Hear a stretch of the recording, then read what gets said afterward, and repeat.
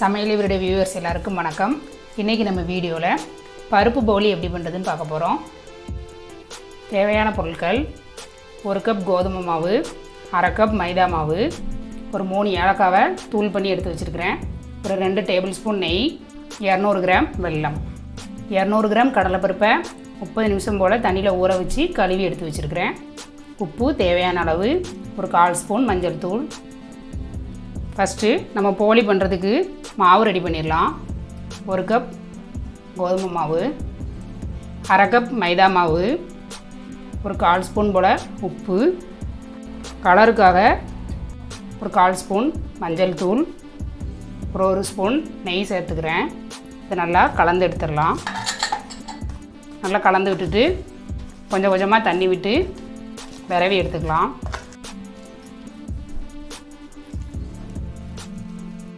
மாவை இந்தளவுக்கு நல்லா பிசைஞ்சு எடுத்துக்கோங்க. சப்பாத்தி மாவை விட கொஞ்சம் லூஸாக இருக்கிற மாதிரி பிசைஞ்சு எடுத்துக்கோங்க. கையில் லைட்டாக ஒட்ட தான் செய்யும். காஞ்சி போகாமல் இருக்கிறதுக்காக மேலே 1 ஸ்பூன் எண்ணெய் விட்டுக்கிறேன். இது ஒரு 2 மணி நேரம் போல் ஊறட்டும். ஒரு மூடி போட்டு மூடி வச்சிடலாம்.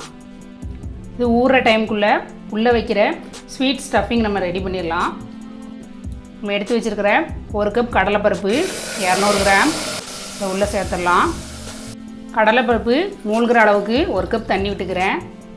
குக்கரை மூடி போட்டு மூடி ஒரு 4 விசில் விட்டுடலாம். 4 விசில் வந்துருச்சு. கேஸும் ரிலீஸ் ஆகிடுச்சு. ஓப்பன் பண்ணிடலாம். பாருங்கள், ஊற்றின தண்ணி சரியாக வந்துருச்சு. தொட்டாலே நல்லா மசிஞ்சிருது. இந்தளவுக்கு வேக வச்சுக்கோங்க. கரண்டி வச்சு இதை நல்லா மசிச்சு விட்டுடலாம். ஸ்டவ் ஆன் பண்ணி ஒரு பேன் வச்சுருக்கிறேன். இதில் நம்ம எடுத்து வச்சுருக்கிற 200 கிராம் வெல்லத்தை உருக்கி எடுத்துடலாம்.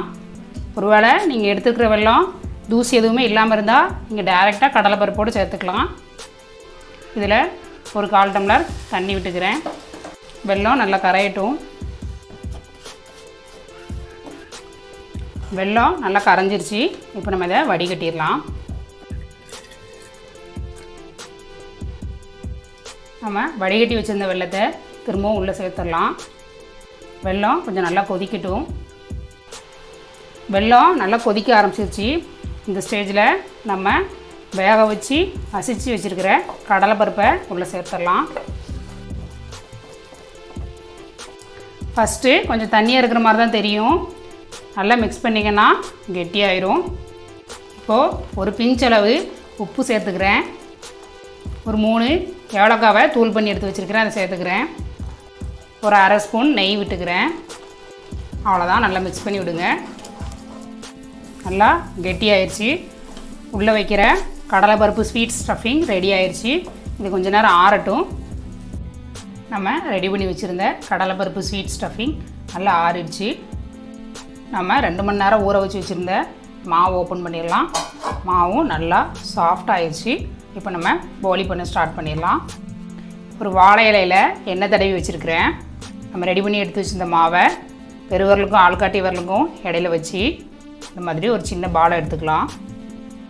இந்த மாதிரி கிராக் எதுவும் இல்லாமல் உருட்டி எடுத்துக்கலாம்.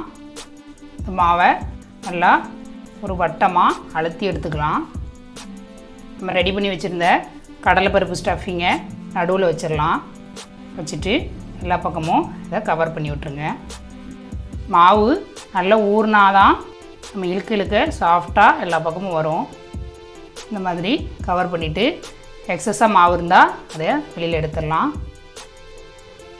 இந்த மாதிரி உருட்டி எடுத்தாச்சு. இப்போ இதை நம்ம வாழை இலையில் வச்சிடலாம். கையில் நெய் அல்லது எண்ணெய் தடவிட்டு கையாலேயே இந்த மாதிரி அழுத்தி விட்டுருங்க. ஒருவேளை கையில் பண்ண வரலன்னா சப்பாத்தி கட்டையை வச்சு தேய்ச்சி எடுத்துக்கோங்க.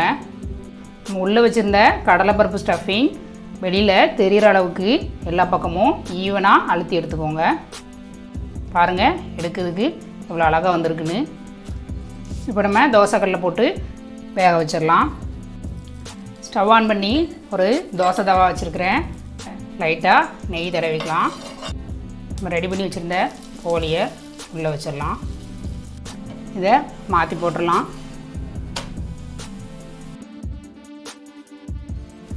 பாருங்கள், கோல்டன் ப்ரௌன் கலருக்கு வந்துருச்சு. போலி ரெடி ஆயிடுச்சு. வெளியில் எடுத்துடலாம். எல்லா போலியும் ரெடி ஆயிடுச்சு. ரொம்பவே சாஃப்டாக சூப்பராக வந்திருக்கு. சேனலை சப்ஸ்கிரைப் பண்ணாதவங்க சப்ஸ்கிரைப் பண்ணிக்கோங்க. உங்களுக்கு இந்த வீடியோ பிடிச்சிருந்தா லைக் பண்ணுங்கள், ஷேர் பண்ணுங்கள். தேங்க்யூ.